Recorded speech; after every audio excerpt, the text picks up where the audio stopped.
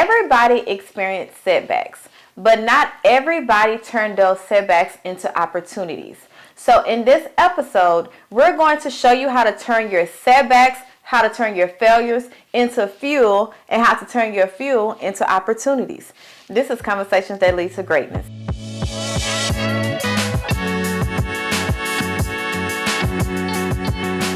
My name is Akeisha Smith. And I'm Lester Smith.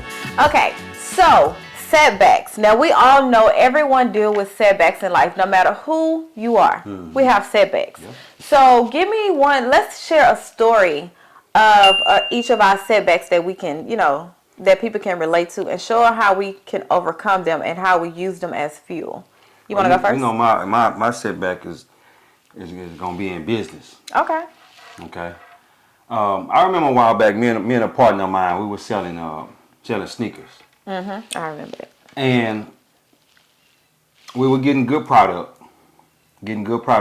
And I'm talking about it was flowing and going. We was making tons of money.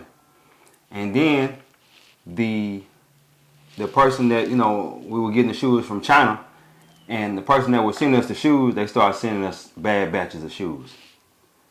And, when you get bad batches of shoes from China, it's hard for you to get the shoes and send them back because it costs so much money to send the shoes back. You understand? And that set us back, and they kept doing it. Mm-hmm. And when they kept doing it, I was like, dang, what am I going to do now? So it was either find a new supplier or either start selling something different. Okay. So I decided to start selling something different instead of trying to find a new supplier. But that failure could have ruined my business. If you allowed it. If I allowed it. Mm-hmm. It could have ruined my business, but I didn't allow it to ruin my business. I just jumped into something else instead of, finding something else I can sell. Okay. Yeah. Now, what one thing can you take away from it? What did you learn from that experience that shaped your business now? That you brought into your businesses that you do now? Never let your supplier be in complete control of the situation. I like that. Yeah. And just to share, and let me say this. Say this before you say what you gotta say. Go ahead. If you're going to have a supplier, have multiple suppliers. Yep, I was just going to because if you just have one supplier, which we did, we just had one supplier, and when they sent us that bad product, that's all we had, and we didn't have nothing else. You didn't know no one else. Exactly. Mm-hmm. And I'm trying to figure out, why would a supplier send that bad product? You know what I'm saying? And they ruin a relationship. Yes. They ruin two relationships. But this is me and my partner. This is what I get from that. Because as I was selling wigs and hair and bundles and extensions, I had a supplier. Yeah. And what I realized is, when you first find a good supplier, most of the times no one knows them yet. They're brand new. They want your they want your business, and they're giving you the best stuff so you can go out and maybe share or whatever. Tell the world. Mm-hmm. Well, once they start getting more people, once they start getting more customers, then the quality lags behind. Yeah. And they don't even care now that if the ones who actually day ones, they don't care about their day ones. They starting to make in bulk. Yeah, they start making more bulk and more money, which is the dumbest thing, but hey, that's business nowadays. So one of my setbacks was nursing school. When we first got married, like a couple of months later, I started nursing school. I went all the way up to my last year of nursing school, doing clinicals, and it was very challenging. Okay, and doing those clinicals and go to my last year, I had to take a test, and I ended up flunking out of nursing school. And to me, it was crazy because that setback, I felt more hurt that I let my husband down versus me actually flunking out of nursing school. Yeah. And I had to question myself, like, why am I, why?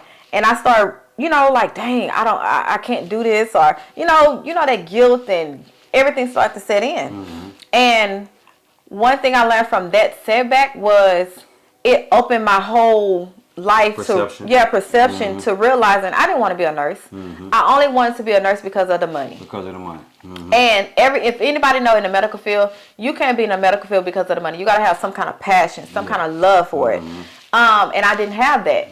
And I took that as, okay, what do I really want to do? What do I want to do? And he was like, open up your salon. You always want to talk about it. Open your salon up. And I used that setback to fuel me to finding what I really want to do. Yeah. So a lot of times when we have setbacks, it's not so much of a failure or we feel that we fail. It's more of a learning opportunity. Yeah. It's more of what can I learn? Why did I have this? You know, and I would say one thing is have conversations with your setbacks. And what I mean by that, ask yourself why. Yeah. What's that thing that taught us in school? What, why, when, how? And it's another one. It's 5. Don't worry about it. We're just ending right there. Yeah, but have those conversations with your setbacks. Have those conversations with yourself. Yeah. You want to share another one? No. I think I'm good on that. We can you know, try to help them out with you know. Let me say this though. I'm gonna say this. When you fall, because you're gonna fail, fail. You're gonna do that in life, whether it be in a business, in your personal life, whatever. When you fall, try to fall on your back. Because if you can look up, you can get up. Yes. That's what Les Brown said. And I learned that kind of early on. Because when I fall, I've always been an entrepreneur. Ever since I was 8 years old, I've been doing different entrepreneur, different things. And when I fall down, I don't let that get me down. Because in business, you're going to have a lot of failures. You're going to have stuff that's going to set you back and be like, dang. But if you quit at that time, that growth that you need, it won't come to you. You understand what I'm saying? But if you go ahead and what am I trying to say? If you go ahead and jump into the next venture or next thing opportunity you might be looking into, it may be a better opportunity than the last one was. And you be like, dang, I'm glad I jumped on out there. You know what I'm saying? Right. You didn't stop there. Yeah, I didn't just stop at that one setback. Yeah. Yes. And I would say, even when it comes to setbacks, we have to think about our mindset, because that's part of our mindset. Yeah. It's how you think about this setback. So naturally, we're programmed to look at good versus bad. Negative,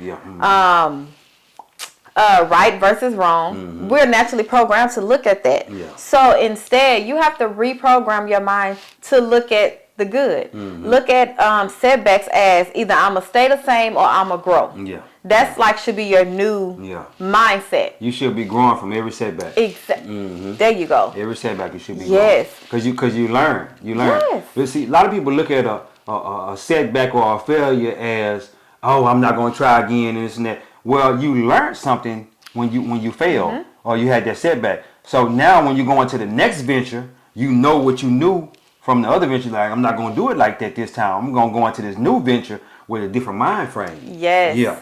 So guys, the way you look at your setbacks, always think about it deals with your mindset. Okay? Yeah. Work on your mindset to deal with your setbacks. Yeah. Another thing is you have to ask yourself, why? Yeah. Like, you experience, say for instance, you've experienced a setback, right? And you trying to figure out what happened, what went wrong, and ask yourself, why did I have this setback? What was the purpose of this? What did I need to learn from this? Yeah. A lot of times setback deals with growth. A lot of times setback actually just teaches us, hey, we really wasn't ready for that step, or we had to learn more before we grow bigger. So a lot of times it's growth. Yeah. When you think of setbacks as a growth. Yeah. And a lot of setbacks and failures are because you didn't educate yourself. You didn't educate yourself enough about what you were trying to do, and if you would have keep on educating yourself as you was going through that, you probably would have been more successful at it. Yep. Yeah. Yes. That education is real.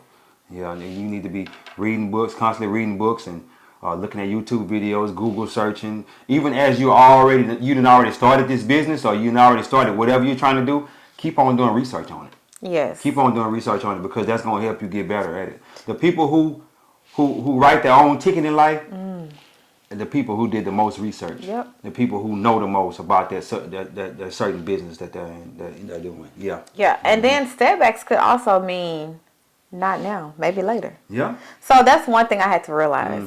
When I have setbacks and when I fail, when I feel like I give my all and I get knocked back 2, 3, 4, 5 steps, I have to realize that it's just that no doesn't mean indefinite. Exactly. It just means that's a setback for later time. That means it's a no for today. Yeah, for today. Tomorrow Try might again. be a different day. Yes, a lot of times we stop so quick, too soon.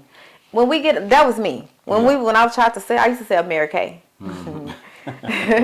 That was like my first sales job straight out of high school. Yeah. And that's when I realized I used to, let me change my mind. She knew she wasn't going to get that pink Cadillac, y'all. Yes. I became a team leader, though. That's when I realized, like, sales is not me because I can't take no. I take it personal. Yeah. When you used to tell me no, let me change that. When you used to tell me no, when a person used to say no, I take it personal. Like, what you mean no?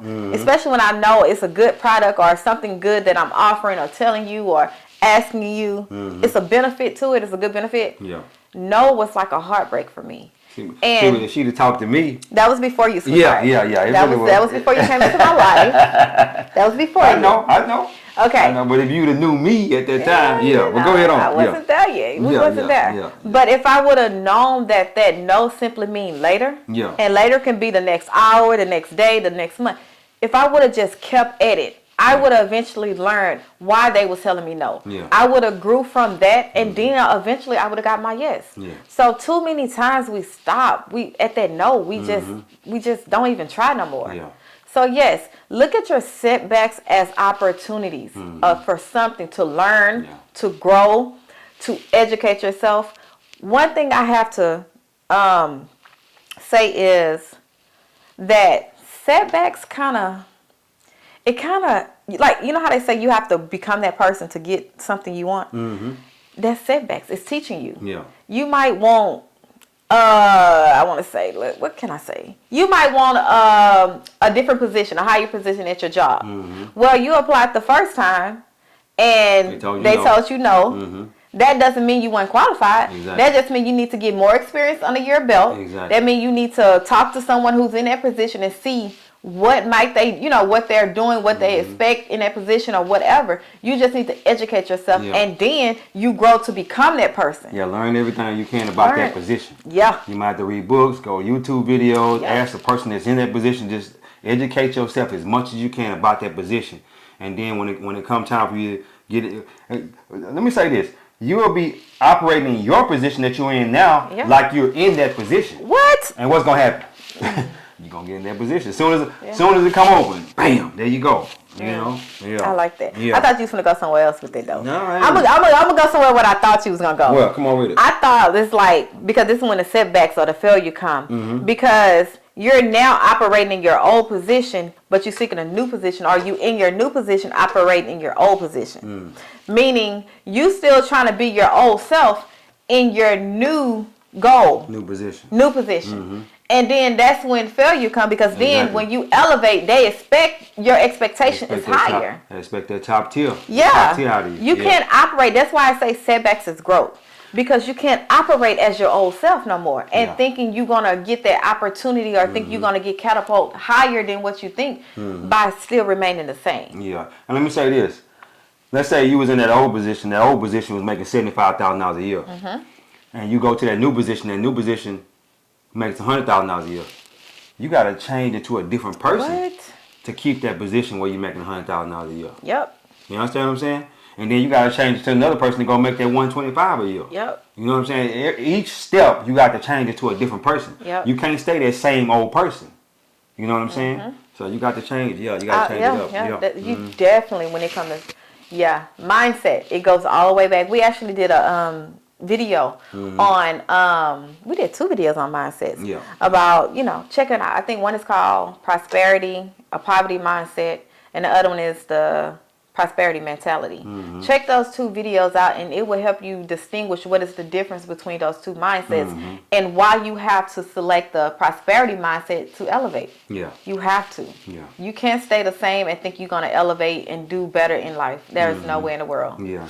Another thing is, let's talk about finding the opportunities in setbacks. Yeah. Because a lot of times we think setbacks is just like it's a negative thing. And a lot of times it can be opportunities, and it also can save you from making dumb decisions. Yeah. Yeah.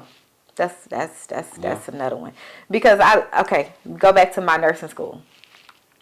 let's say I would have continued to pursue my nursing career, continue nursing school. I had 1 year left. That's it. Yeah. 1 year left. Take my test, certified with a BSN, bachelor's, BSN.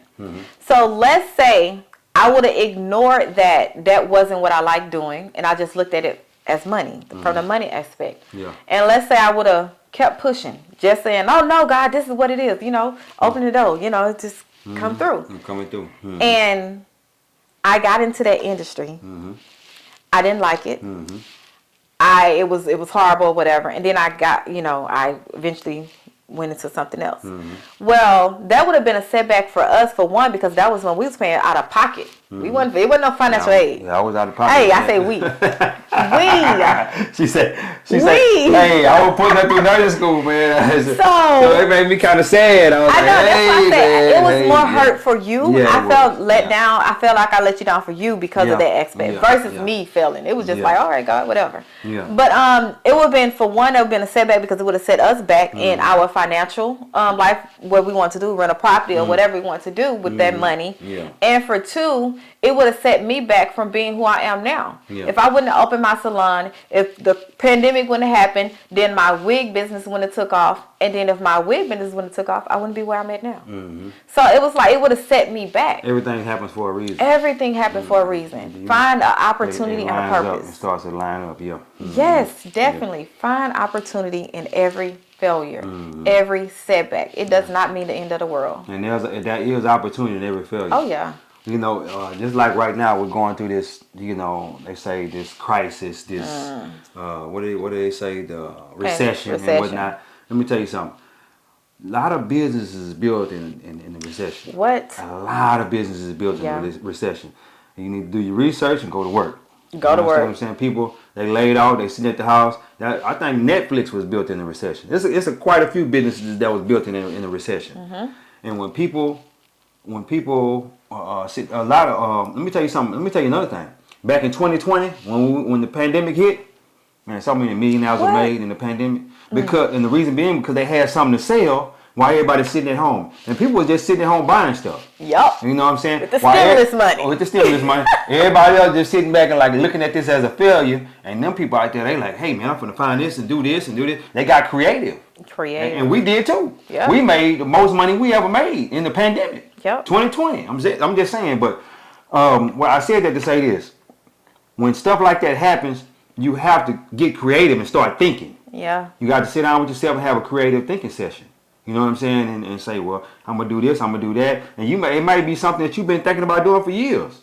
And you just start writing it down and like, hey, let me try this out while I'm just chilling at the house. Chilling. Yeah. And it might turn into a business. Yes, and that's what happened to me. To be honest, that's how, y'all. The wig business. Yes, I had never made a wig in my life. Okay? Yeah. We shut down in April. April, the second week of April, I'm making wigs. Exactly. After that next month, I'm teaching a whole webinar. Exactly. So it's like, you know what? What you gonna do? Bills is rolling in. I gotta make something. I still, even though the pandemic happened, I still have to pay for my shop.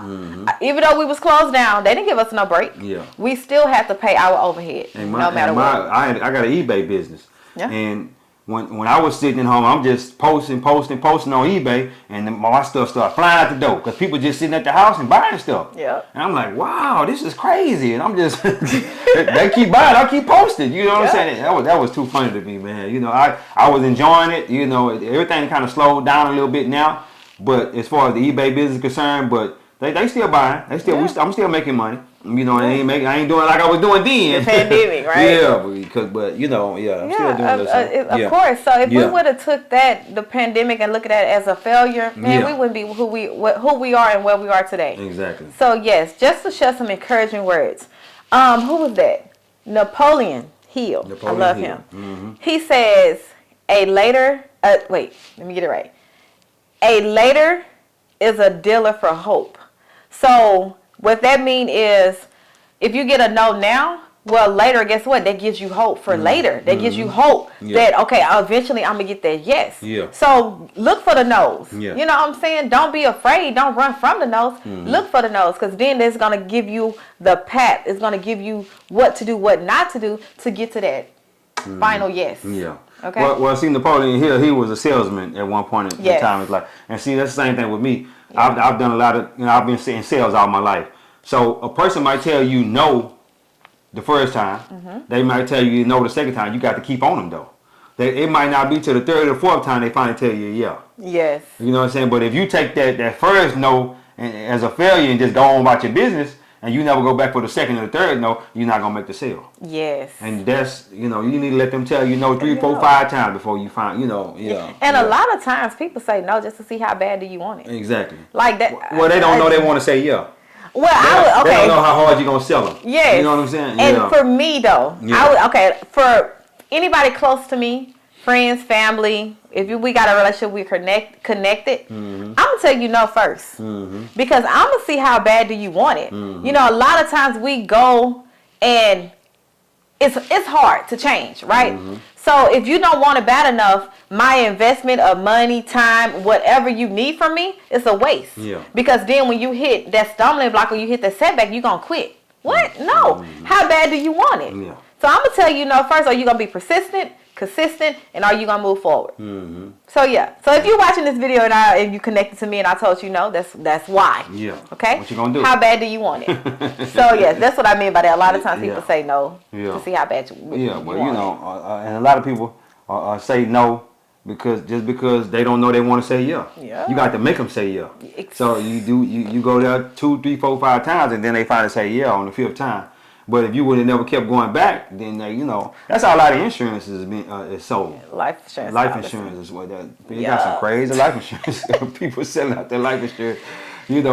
People tell, "Nah, I'm good on life insurance. I'm good." They stay persistent. Let me tell you something.